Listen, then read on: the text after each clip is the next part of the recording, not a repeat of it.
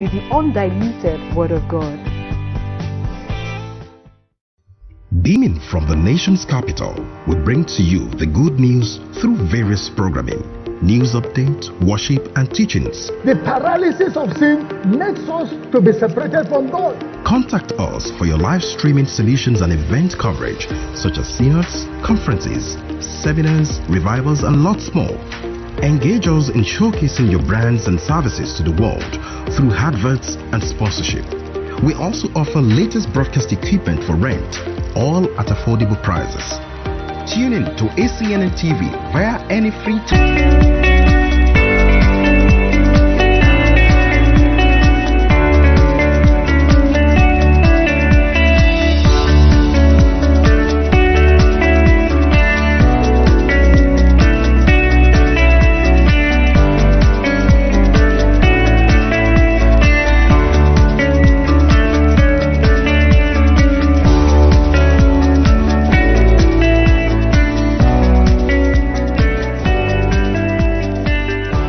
Good morning. I'm excited to be here on the maiden edition of Now Streaming, reaching you from the Advent Cable Network Nigeria television. This is a morning talk show in which we cry, celebrate and laugh together. My name is Mojisola, and with me this beautiful morning are Rachel Egbunu and Hassan John. Good morning. We look forward to having you join us each morning as we discuss trending news and issues affecting us, as we celebrate good news and laugh a little bit each day. Let's get into the trending news of today, 10th of May, 2021. This morning we're hearing about 40 Muslim worshippers abducted in Katsina. What's that all about? Okay, so I read this morning, it happened in the early hours of this Monday, 10th of May 2021, in the town of Jibia and Katsina State, when Muslims were observing this prayer since it's a Ramadan period. Truckload of bandits came into the town, but before their arrival, the villagers got to know about it. The vigilante were on watch, but knowing the kind of people they are, bandits always like a step further ahead. They got to hear about the villagers knowing this information. They had to change a route. That was how they got to come in, abducted about 47 villagers, worshippers, both women and children, but 4 were able to escape. Wow. So they went away with 40. They said during the operation, they didn't shoot any gun, but after the operation, so that I guess our men will not come after them, they started shooting sporadically. That was what happened. Wow. Oh. You know, it's the what really baffles me is the sophistication of the arrangement and the planning for these abductions, and you really can't say how they will come in. And if we see all those videos that are trending, you know, they come in hundreds of motorbikes or some trucks, take all these people, and they just seem to just vanish into the night. You know, it's just incredible. I think what amazes me the most in this whole thing is people actually get to hear about these attacks before they happen. So what exactly is the problem? I mean, we see some of them are fake, some of them eventually happen, but we get all the security reports via WhatsApp and other social media, and it's like nothing is happening. It still happens. And you know what, the bandits have their informants within that village, like the one that happened in Shiroro local government. They got about 2 of them. They had them within that village, within Shiroro local government, with arms, gave them arms, like the bandits gave them arms, but they were able to capture them. You know, truth be told, it's now becoming a very big business. It's a big franchise, and many more people are now saying, yes, that you can abduct, you can, you know, take any person, and after all, what will happen? And nothing has happened really, amnesty. Because, well, whether it's amnesty or whatever it is, but I think it's just heartbreaking that we human beings have now become the goods of franchise. I don't know how we've degenerated to this level. It's just so pathetic that we allow ourselves to get to this level. And Paul, you know, especially the worshippers now. You see, it doesn't really matter what religion you come from. The bottom line is, these are human beings. You can't and you should not be. God has created every man in his own image. True. And we can't treat human beings like animals. I don't know. Now the thing is, no place of worship is safe. Yeah. You can't go to pray to God and come back without being harmed. You don't know what will happen the next. You don't know who will come after you. So what is really happening? But you know, the thing is, for me, what can one individual do? That's usually the question. It's like we've always had that mentality that, it's bigger than one person. But what can one person do? What can one person do? You know, the problem is the controversy we have over the mixed messages we get from our security organizations. Well, at some point they say the police can't do everything, the army can't do everything, you must do something. But the issue is, what do you do? I mean, what can you do against 50 people with AK-47? Where you don't have good. You don't have so the issue, so good. So that's the issue. If you say we should do something, then you must allow us to carry guns. Then you must allow us to organize ourselves. Then you must, because you keep getting so many mixed messages and you don't know where you stand, and that even the vigilante people we're talking about, what do they have? Sticks and stones. You see them with this hunter's gun. Is that what they're going to use to defend themselves with? I think we must call on our members of the House of Representatives and the Senate to really be clear in this matter, because it doesn't, you see, somehow I think we are in the illusion to think that somehow these problems will just fade away one day. That suddenly our army will be able to tackle these problems. But we can see clearly that people and individuals are taking advantage, and the problem is degenerating.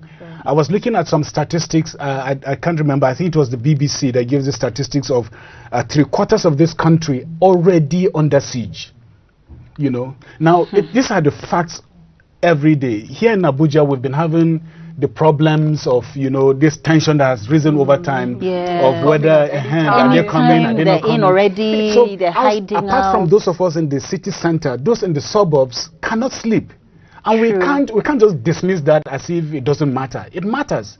It affects your psychology. It affects, you know, your productivity. It affects the economy one way or the other. Anymore. It's a problem. It's a problem. We have to. I think we really must think seriously of what we need to do about this. The government must really be up and doing. I think over the weekend I heard a popular preacher saying, if you stop somebody from killing you, it's self-defense. Well, human rights articles have given you that. I mean, the preacher doesn't have to say it. Self-defense is always self-defense. But in this regard here, like I said, okay, these are people going to a place to worship. Yes. How in the name of God are they, how do they defend themselves in this kind of a thing? You know, because when the government that has the responsibility to defend you is unable to do that, sooner or later we drift into anarchy. Now, anarchy simply now means that anybody can do whatever they will do in the name of self-defense, and then the country, you know, degenerates into every other thing, and that will be sad. It is already really sad. It is. I mean, anyway, bad.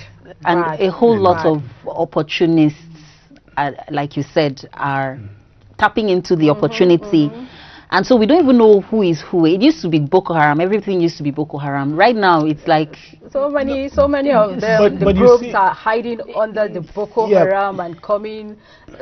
But you know, beyond kidnapping, you know, this is a Nigerian thing that we also need to really look at. If it's lucrative for one person, then everybody wants to do it. Now, kidnapping has become lucrative, and everybody, you know. Well, when you say everybody, those that have the capacity. Those that have the capacity. No, but look at it this way. I think we must critically look at the problem as it is. One is the Sahel region. So when I say the Sahel region, I mean from Senegal all the way down to Nigeria, to Chad, northern Cameroon. Yes. These are places that are under stress.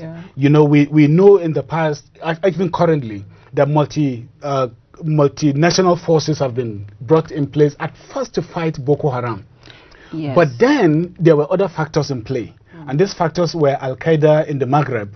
So you now have ISWAP that is joining the fight. You know, but because, unfortunately, I'm not a security expert, but because in those regions we are having massive challenges, both with the governments in Niger and in Chad, especially what happened recently, but much more because of the flood of radical groups, particularly from other, well, Libya has been named, those that are migrating from Syria, you know. But let's not also forget that in Africa, we have Al-Shabaab in Kenya. We also have the radical Islamic group. Well, Al-Shabaab has actually spread across Kenya to Uganda, and then we've had the recent events in Zimbabwe. Now, all these things come into play, but somehow we sit in Nigeria as if we are shielded and immune to this. But we are not, because the affiliation and the free flow of people, especially in the northwestern and northeastern region of this country, is amazing. It's amazing. You think you have borders, but there are those that are borderless. They do whatever they want. They really borders. So these are the problems, you know. Now, that on one part, but the other part is that when a siege comes too long, so we have been in Boko Haram siege at least 10 years now, actually more than 10 years, since 2009. Yes. So you see how long we've gone into this. Sooner or later, some people grow into this siege and they think they have grown, they've trained themselves in the capacity, one, to stand against and stare down our army, to stare down our police, but they've also built a cartel for themselves. Unfortunately, we know that it has been named that some individuals within our society, I know names have been called. We've seen not sacking really, the suspension of one emir in Katsina, you know, all tied to banditry. And the names have been called here and there, either associated with Boko Haram or with cattle Fulani herdsmen attacks and so on and so forth. All sorts. So when you do not have a decisive action, and when government, rather when people cannot see people being arrested, they cannot see anybody going to jail. Nobody's paying They have not seen, yes. And then So, suddenly, nobody's been arrested. I don't know if I'm the only one, but I've seen online videos of young boys between the ages of 19, 20 or 21 that are leading their gangs in the forest between Katsina, Zamfara and Niger State. It's scary. Yes, and It's you know scary. they are so brazen about it. So you have this kind of challenges. Tough. She says tough. When the Nigerian, when you say tough, where do we go from there? Now, before you begin to say we must pray about it, we have been praying, but we also need action. To pray. we will never stop praying about it and speaking to this mountain to throw itself in the sea. So, but in line with that, let's talk about the truck, the ammunition truck in Onitsha. So what's up with that? Where is the truck coming from? Where is it coming from? Where is it going to? Right. Who does it belong to? These are the questions. And why did it fall down? It lost balance. That was why it fell off. And I heard they caught one person, then the driver took off or something. So who sent them? Where are they coming from? Who owns it? And this is how it's where going to circulate in this country. What happened to the fallen truck and the goods in it? You know, it's the police are hardly they're on top of the matter. You know, I did a quick back check on how many caches of ammunition and arms have been arrested over the years. Either it is in Lagos or it is in, on the way to the north, or it's on the way to, and there are dozens over time. Now, you see, I think one major problem we have, especially with the way our security agencies handle some of this problem, is this, that Nigerians are very visual people, right? Visual in the sense that when something happens and they do not see or at least hear that the justice community is up and doing, and when we do not see or there are reports of people jailed, people excuse that, well, the law is, it takes a long time to prosecute. Yes, it does, but at the end of the day, from 2010, that we started having, truckloads of ammunition being arrested. My problem here is, before getting to Onitsha, it must have passed through several checkpoints. Yes. So where are the police there? Where are the armed people? Where are they? That they were able to go free until when? Had they been the truck didn't fall off, I've gone to wherever. I think this still boils down to the individual.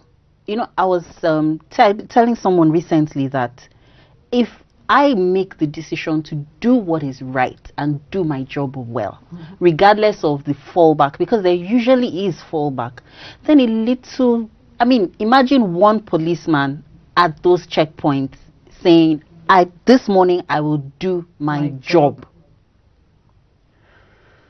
Maybe true. Maybe. But we also have institutional problems. Oh, yes. Absolutely. And the thing is, look, I've had a lot of friends indeed who are within the security circles, and you hear things like, well, you could do your job, but if you now eventually are the odd one out, you either get removed or you get reposted, or things happen. So at the end of the day, that's not the excuse. It form a stumbling block. Oh, you just reminded me. There is this police commissioner. Was it in Kano during the elections? This video was trending. I wish it just popped into my mind, and I love his audacity in insisting that elections will not be rigged. He said not under his watch.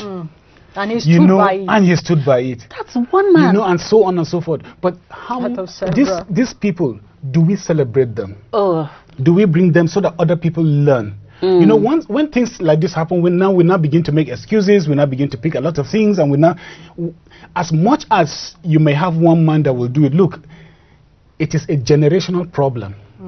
One man may start, but unless our young men and young women see that this should be, the integrity is all about life,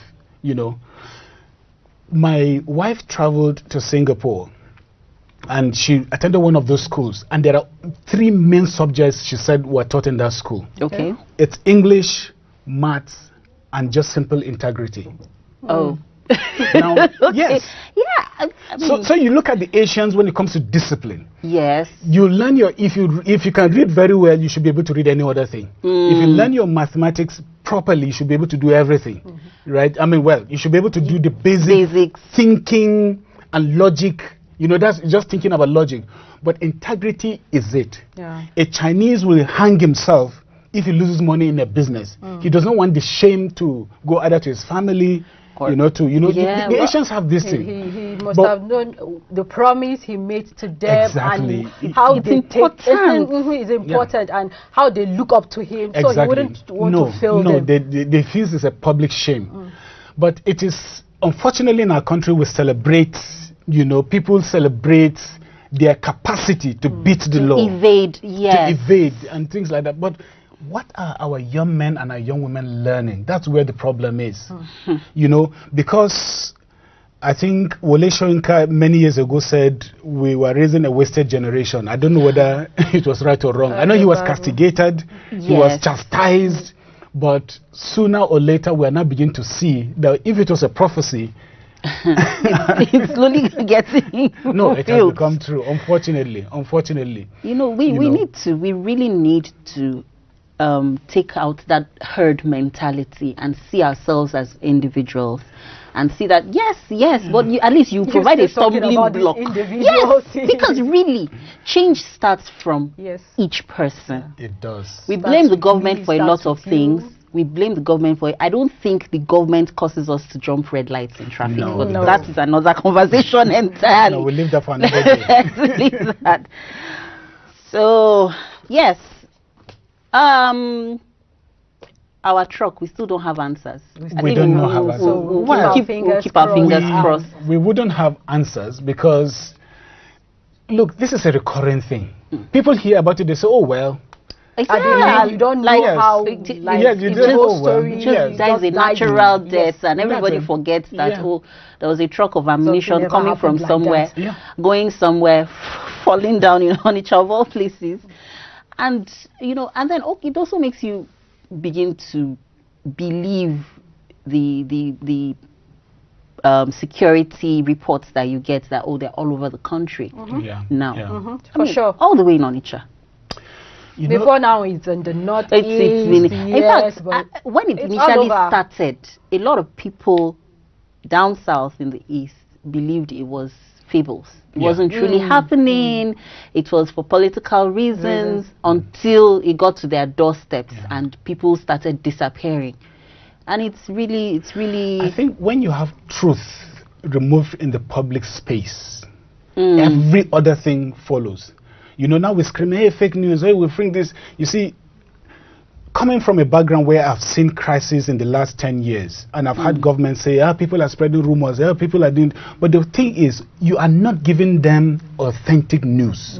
You're not letting them know the truth. One for themselves. Yes. And Nigerians, they say we gossip a lot, we carry a lot of rumors. We will if you do not tell us the truth. We talk. Nigerians talk a lot. That's why our cell phone industries are making so much money. We love to talk. In fact, we enjoy talking. Yes. But give us something real, some truth to talk about. When government tries to make itself look good, and then when you do it for political reasons, not necessarily for the fact that, look, if you fail, just simply say, look, we failed in this matter, we are sorry, but we'll correct it. No, they can't. But when you blame political parties, you blame this, you blame that, you think you're enemies, and you keep, that's where the problem is. We're blaming the Islamists. Yes. On one hand, we're blaming the Fulanis. Do you recall that video we watched where the young man said he's neither a Christian or a Muslim, he's a Fulani man? It was a little boy. He's just in between. He said they asked him. So we have the picture of this truck, and it's a huge truck, by the way. It's a huge truck. So I don't even want to imagine how much ammunition was actually on the truck. And no matter how little it is, with all this pump action shells, brother, this is something that will hold hostage an entire village, the entire country. Now the issue is so this is the question, right? This is the issue.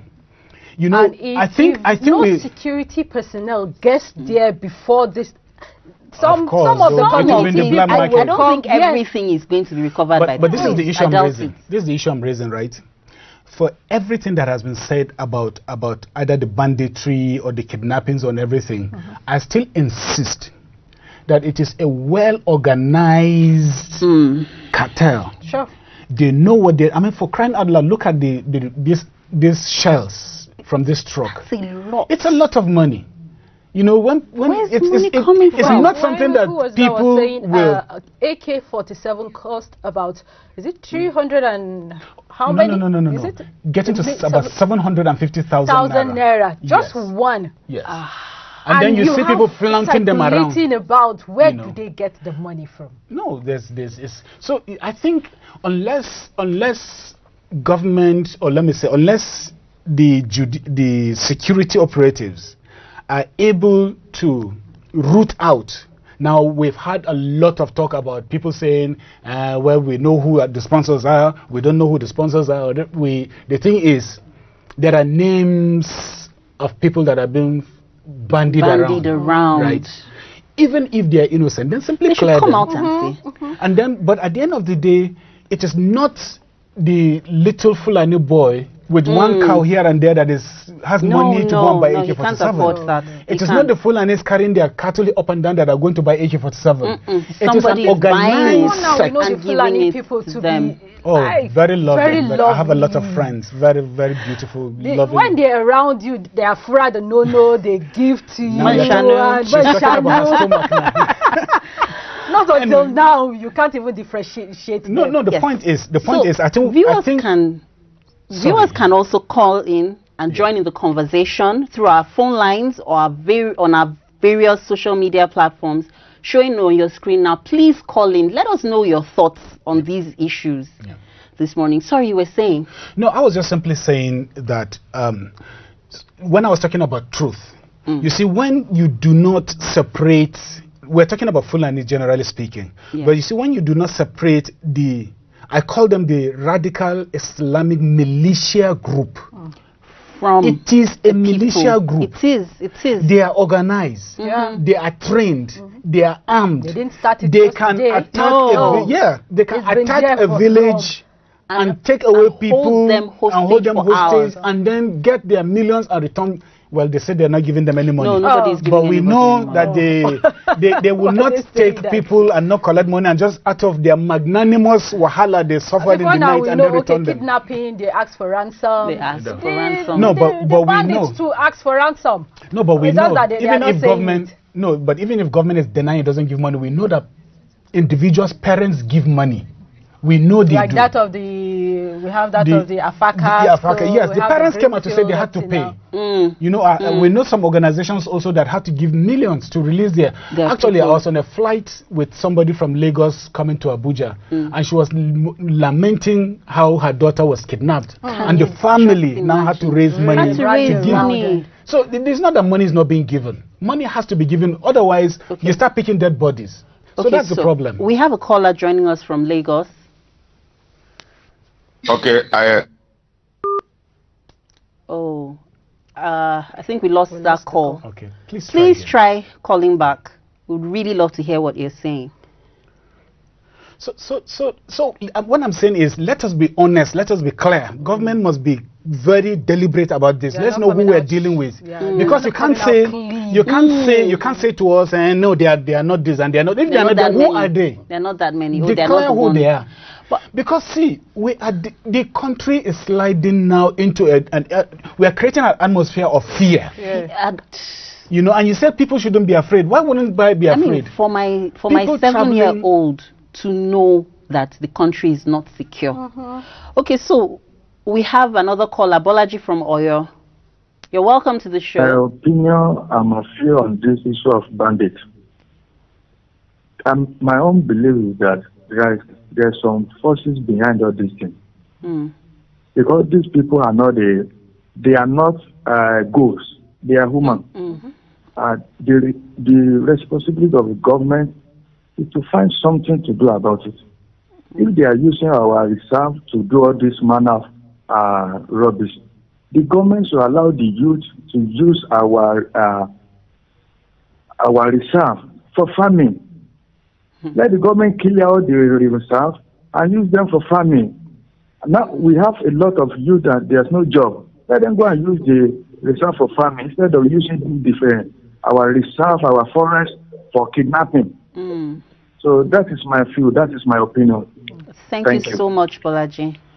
Thank you. I absolutely agree with him. Yes. I absolutely agree with him. You know, I've never even thought of that before. Yeah, I mean, the rate of unemployment is now on the high side. Yes, but so you see, it is a 22 catch situation here. Yeah. So people tell you, no, it's the youth they are jobless. They know it's poverty that is driving them into this, and then yet, like Bolaji said, you have the capacity. I mean, you have the resources and the things to get them.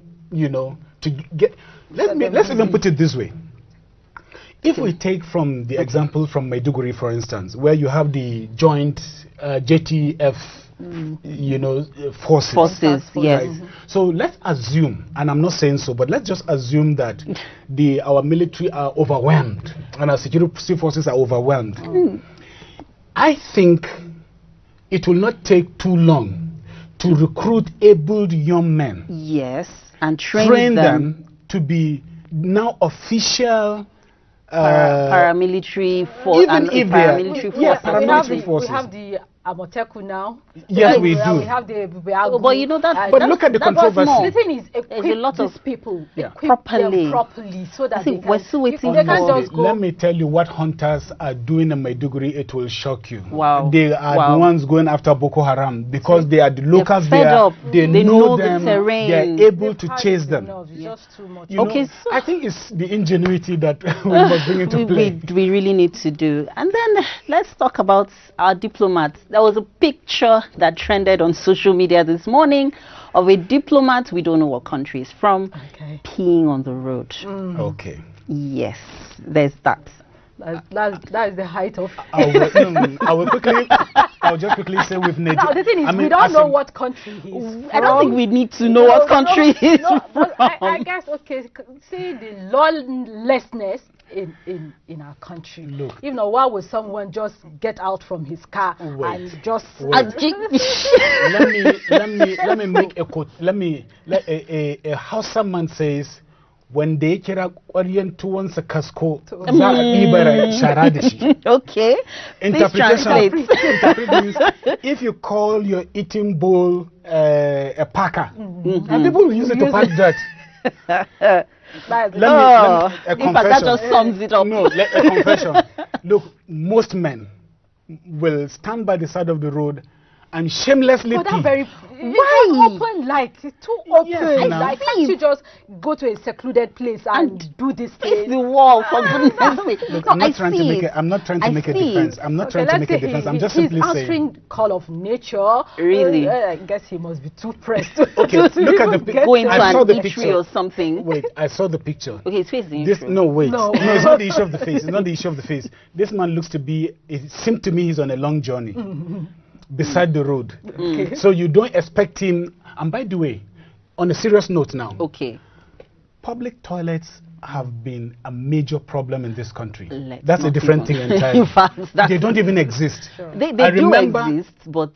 No, I remember... If you pay 15 naira in the market. No. There's this boots. Like okay, so the picture is on the screen. Movable toilets, they can't put those things like...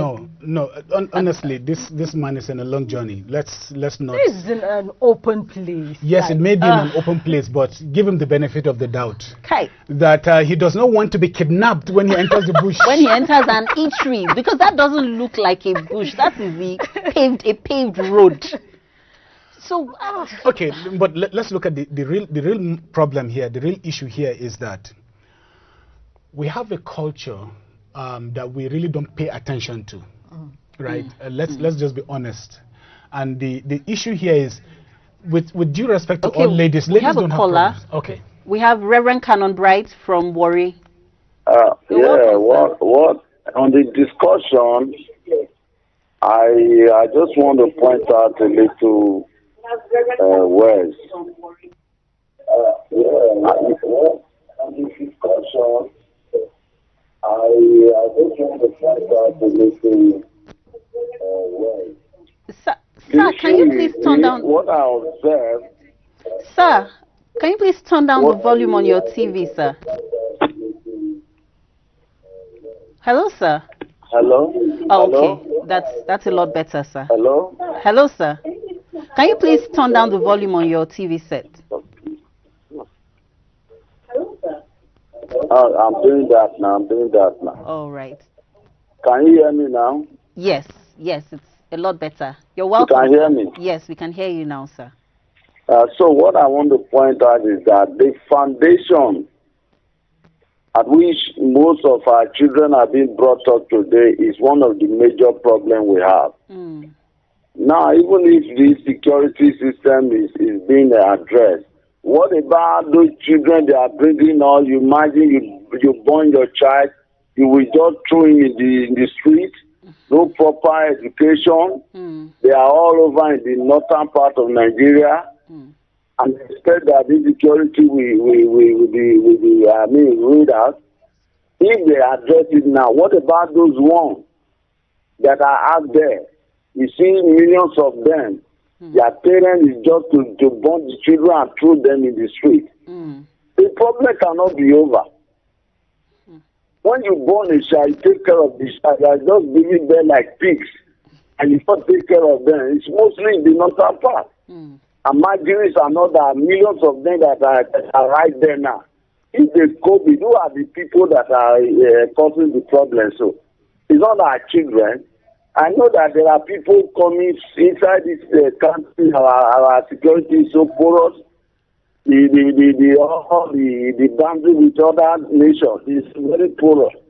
Anybody can come in. But what of the internal problem we have with children who are they are not properly brought up?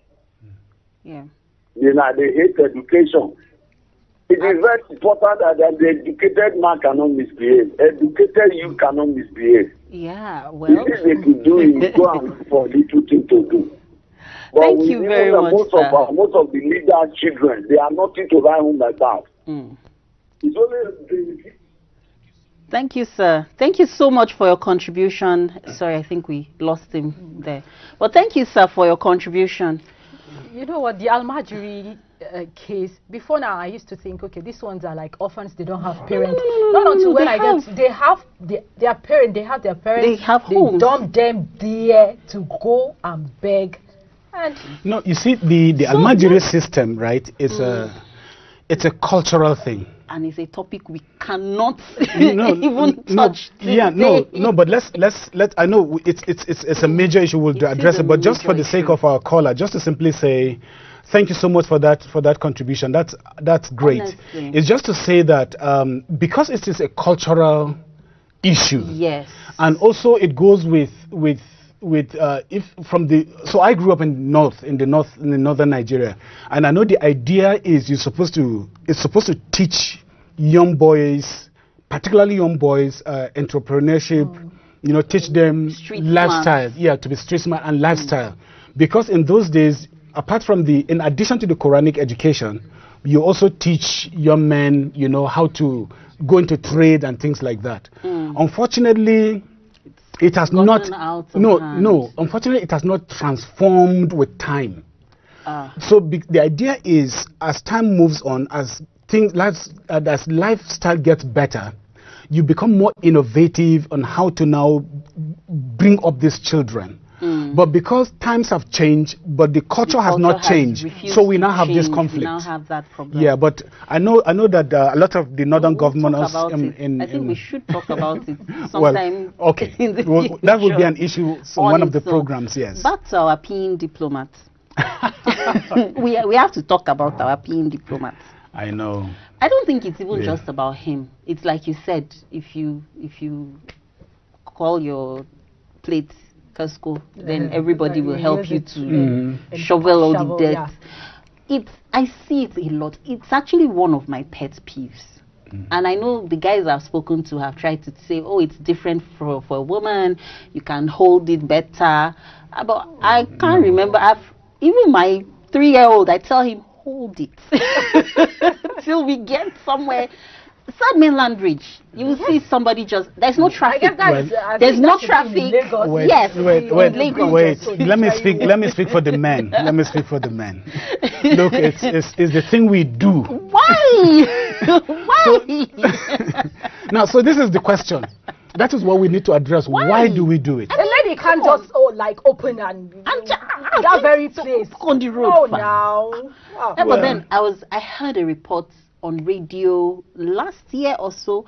They say open defecation and peeing is highest in Abuja. There is one roundabout. Okay. Yes, if you're coming from, okay, let me not say where it is. We better know so that we can avoid. There's one roundabout, one in Abuja. Oh my goodness, I wind up when I'm passing that.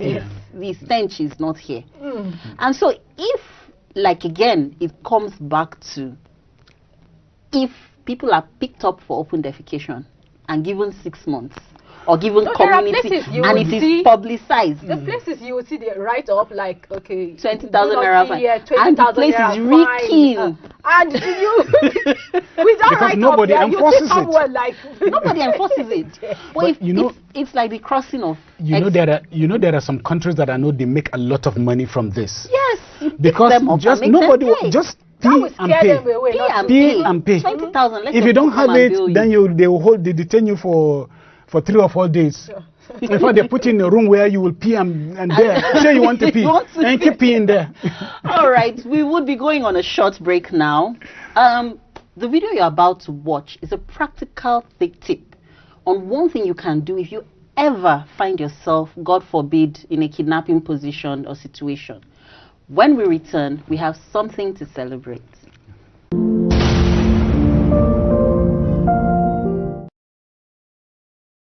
A daring escape just caught on camera in Alabama. This nursing student jumping out of the trunk of a moving car after she was kidnapped and thrown in. And I'm like, I might have a trunk latch, so I found the latch, popped the latch, and I step out. The trunk latch that saved her life is required by law in all passenger cars since 2001.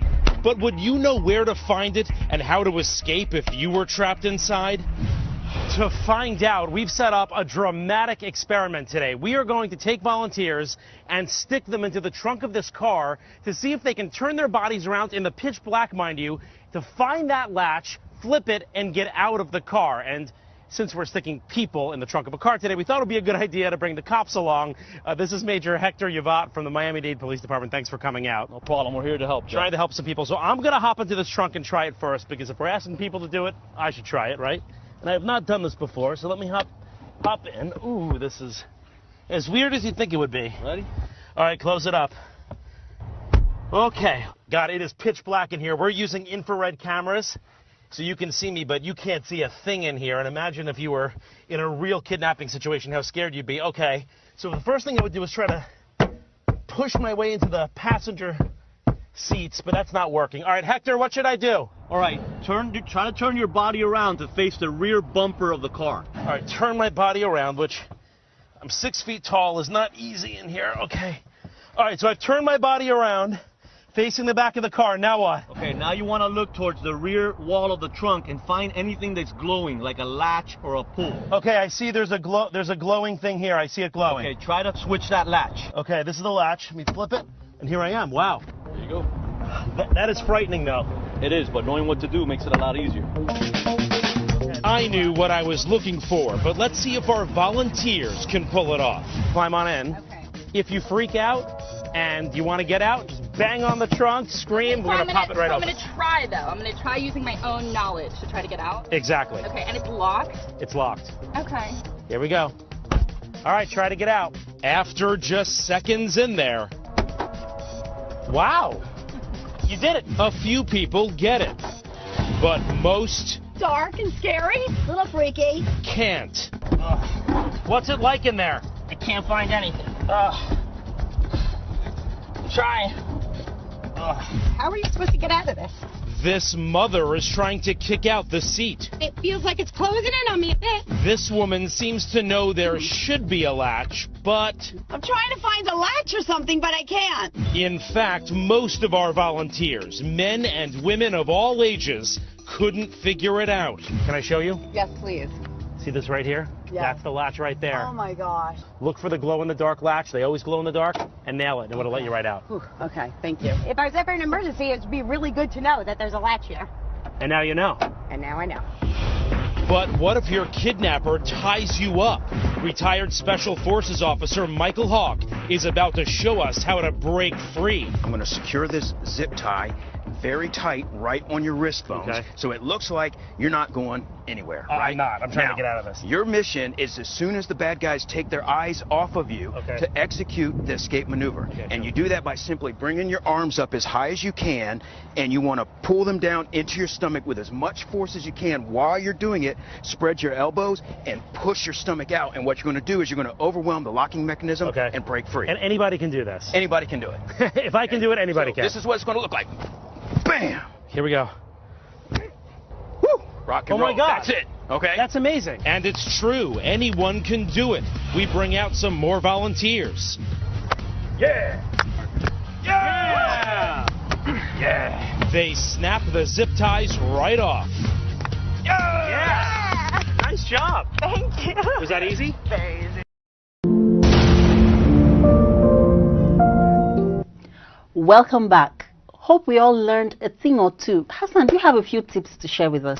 I think with what we've seen, I love this video, especially when the issue of the, I didn't know that there are these latches in the boot of a car. I didn't either. So the incredible thing is, even when the car is speeding and you open the latch, the thing is, if there is a car coming, at least you can scream and make, some signs, and people will know that something is wrong.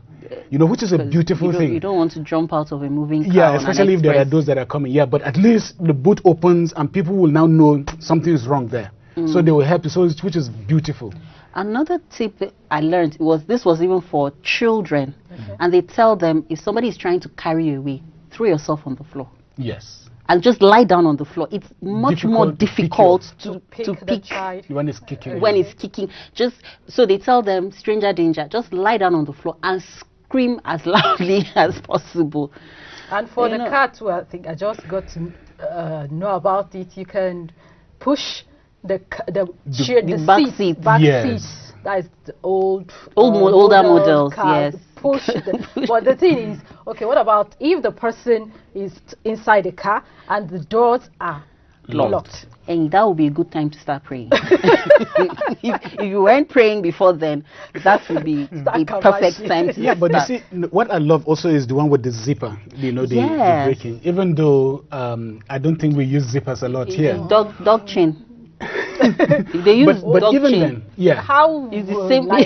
No, but the thing is, if you just wouldn't but the thing is, I think if you do the same movement, it gives a little allowance on your hand to be able to slip the thing out of your. I think there's another video. Maybe we'll look at it some other time. Okay. Yeah, of all these tips that we really need to let people see. But let's talk about the villages now. If this happens and the kidnapping in the village, but just to quickly say, don't get to know about all these tips. I think to quickly say about villages, especially with the kidnappings that are going on now, is to just let people know that, you know, these are your villages, they are your communities. So the early signs, please let's not take them for granted. You know, the confusion that we were saying earlier on is this, that when there is a rumor, and there is always a rumor. Always.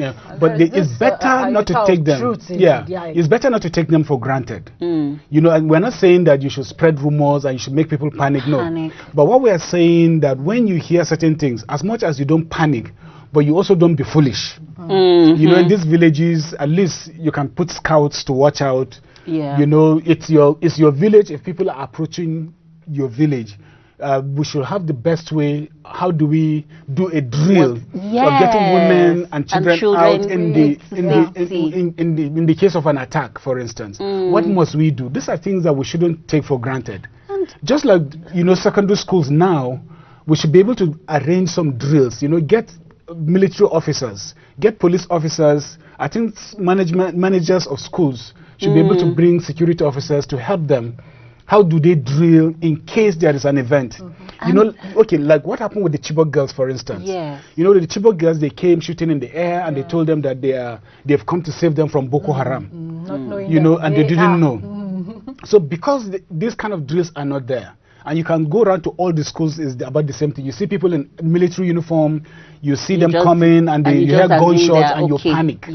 So teachers should be given some kind of a training. Pastors in churches, imams, the leaders of the society. I think, I think women's strict security, it's getting out of hand. We can't just fold our hands and say, you know, no, we have to do something. All right, now to a section I've been looking forward to. Now we have something to celebrate. Let's take a look at this video.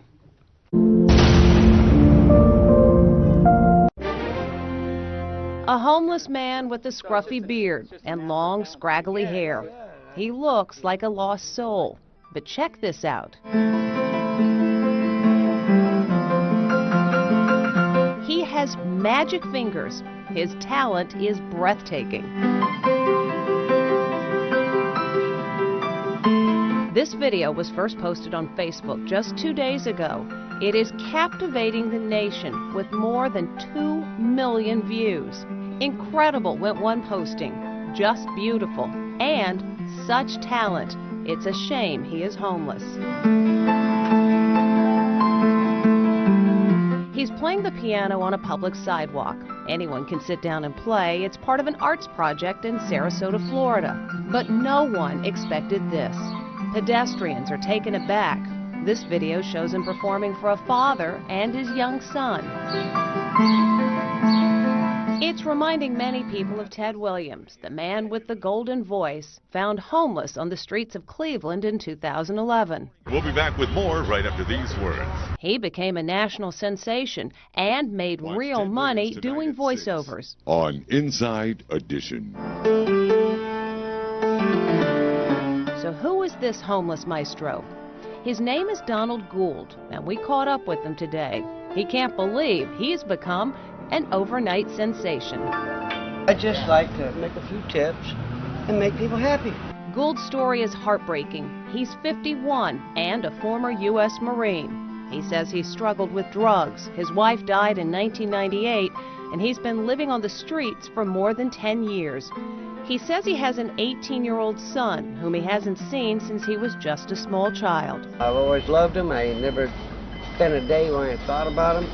I loved him, and I hope he comes to track me down, because I'm always going to love him. He's my boy. Meantime, he plays the piano for a world that now realizes you can discover stunning talent in people you'd never expect.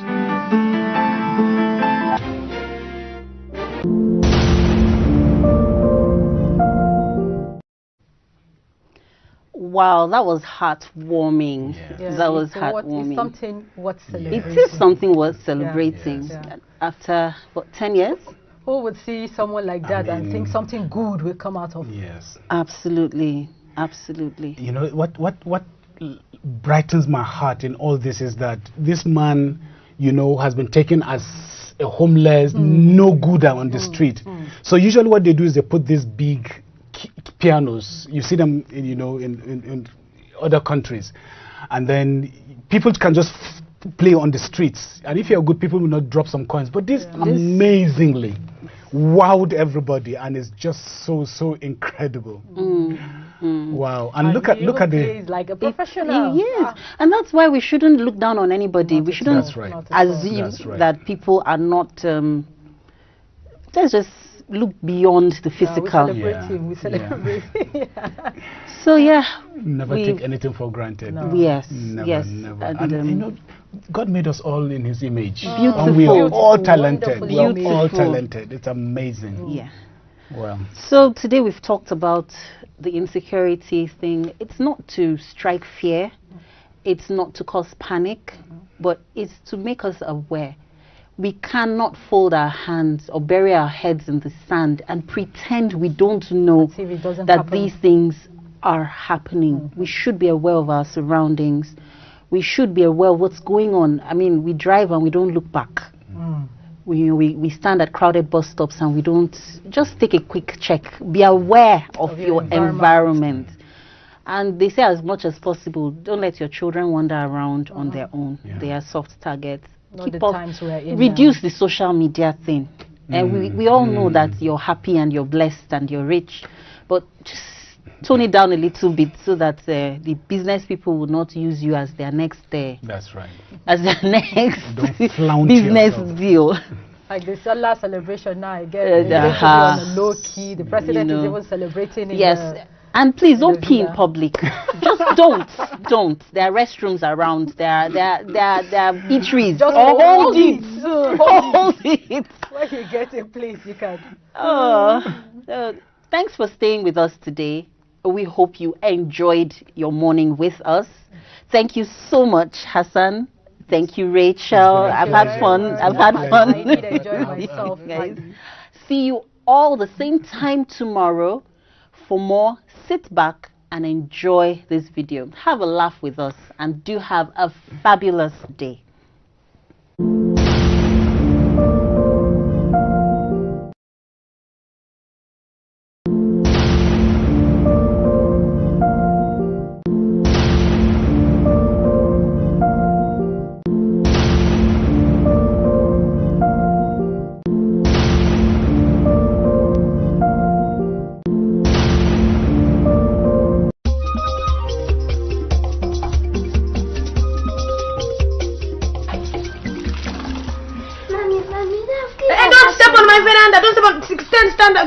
Stay up. What?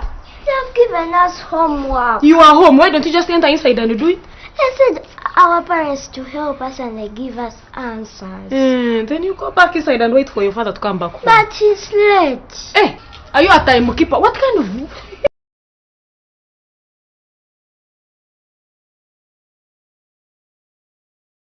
Come back home? What time someone is supposed to come back home? If they gave you homework, did they give you answers? No. So where do they expect you to get answers? How did you tell them that your mother is cancer and they expected you to come home and still get answers? Let me see. So what is the pass?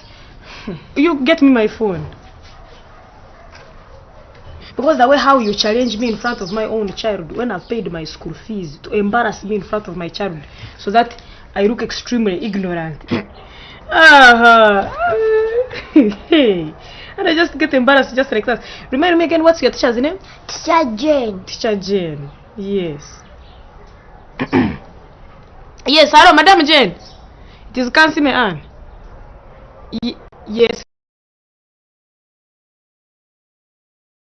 So you gave her homework to do from home, but you forgot.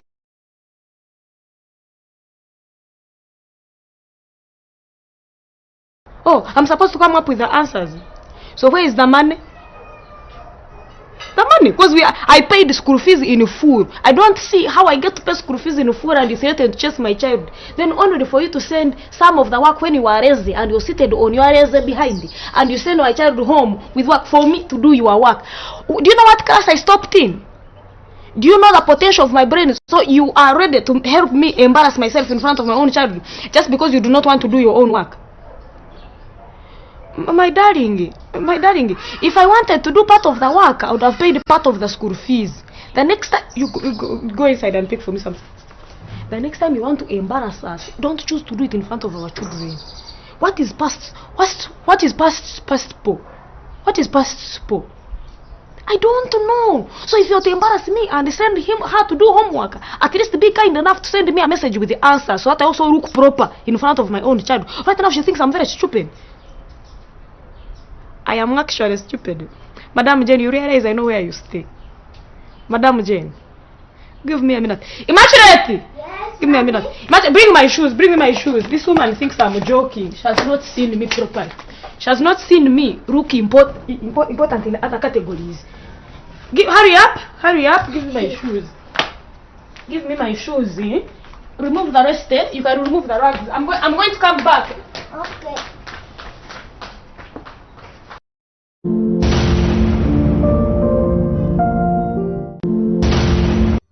Beaming from the nation's capital, we bring to you the good news through various programming, news updates, worship and teachings. The paralysis of sin makes us to be separated from God. Contact us for your live streaming solutions and event coverage such as synods, conferences, seminars, revivals and lots more.